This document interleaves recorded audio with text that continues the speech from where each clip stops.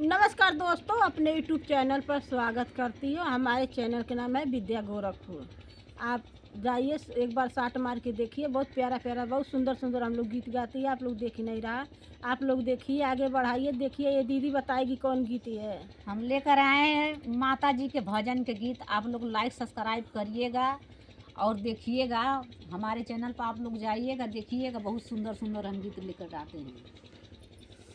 कौन कसूरवा मैया हमरे से भइले हो, ए मैया हमरे से भइले हो, ए मैया मोर कवने कलम से लिखा गीत दुखवा हमरो नइखे ओराइल हो, ए मैया मोर कवने कलम से लिखवा गीत दुखवा हमरो नइखे ओराइल हो।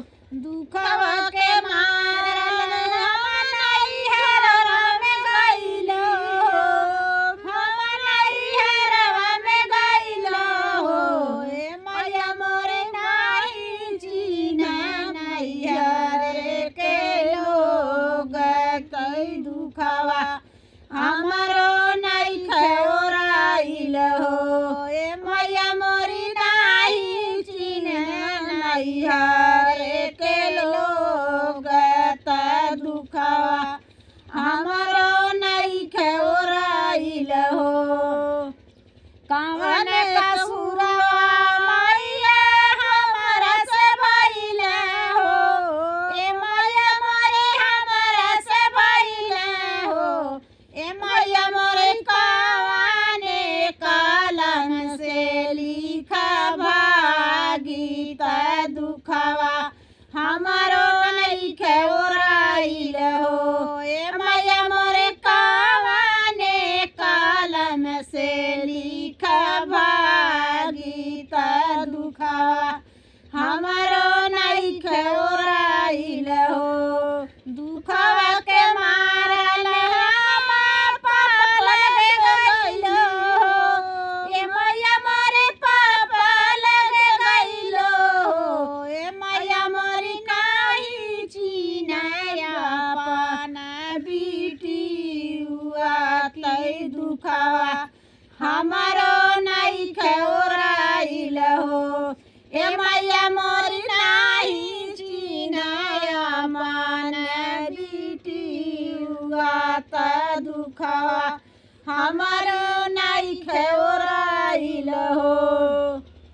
दुखवा के मारल हम भैया लगे गइल हो, ए मैया मोरी भैया लगे गइल हो, ए मैया मोरी नाही चिन्हय अपन बहिनिया त दुखवा हमरो नइखे ओराइल हो, ए मैया मोरी नाही चिन्हय अपन बहिनिया त दुखवा हमरो नइखे ओराइल हो।